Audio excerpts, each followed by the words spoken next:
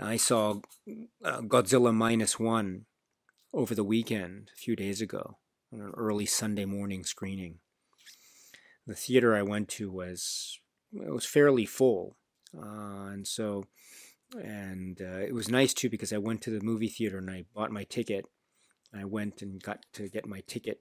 To get my ticket checked so I could enter into the theater.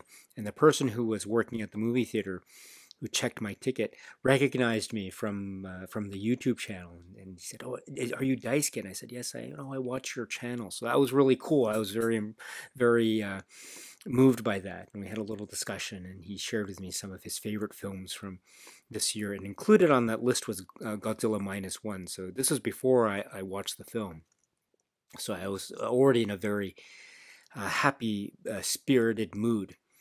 And then I went into the theater and waited for the film to start. There's some interesting trailers to accompany, and the film began.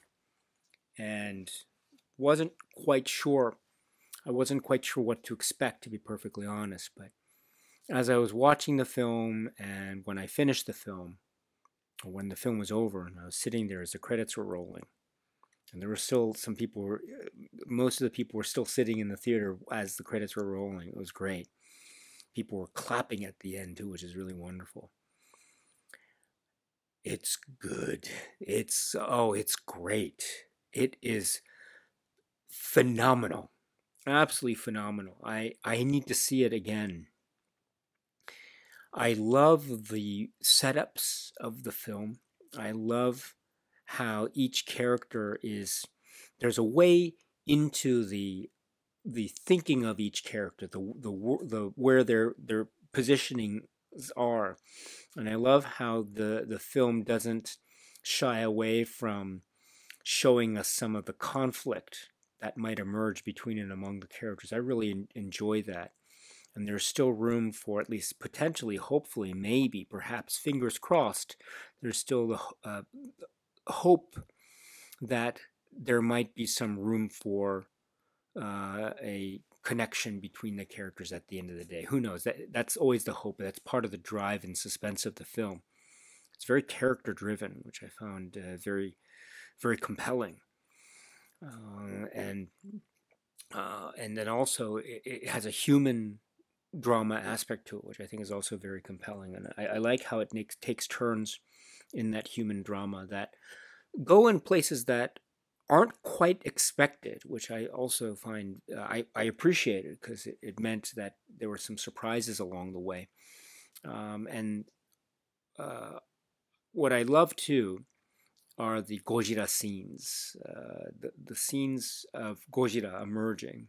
It is a Gojira film, so there will be scenes of Gojira emerging and doing what Gojira does. So, but what I love about, I mean, this happens in a number of Gojira films, in my opinion. And when it's done well, it's done really well. And I think this is a film where it's done really well. And that is, I love it when Gojira appears, is both a type of humongous villainous threat, like a destructive force, and you're scared and you're terrified, and you're almost horrified at what the carnage or the potential of the carnage is that Gojira is capable of.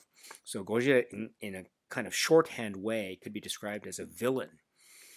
But at the same time, there is this overwhelming feeling of exhilaration whenever Gojira, I mean, just the sheer mass of the figure, or the sheer weight of it, or the just the awesome nature of the size and the heft and the sheer force of a lot of aspects. I mean, there is a frightening aspect, but there's also an aspect of exhilaration, which, when done well, it's so interesting how in any moment when Gojira's on screen, Gojira is both a kind of, I wouldn't, maybe there's a, it has that air of exhilaration while also being villainous and frightening and threatening at the same time. And that's, I think, a very difficult balancing act to achieve, but it's done really, really well in this film, I think. Really, really well. And some of the set pieces are very clever. So uh, having to do with chases on oceans and boats, and very, very clever. I love that there's a moment where you have a close up of the eye at a very key moment. It was very, very great. So I enjoyed it immensely. The I think the my capacity for enjoying the film is I think it can be measured in the size of Gojira itself. I think I enjoyed the film as much as Gojira showed Gojira's heft and weight and almightiness throughout this film. I thought just I was so happy when I saw this film and very impressed.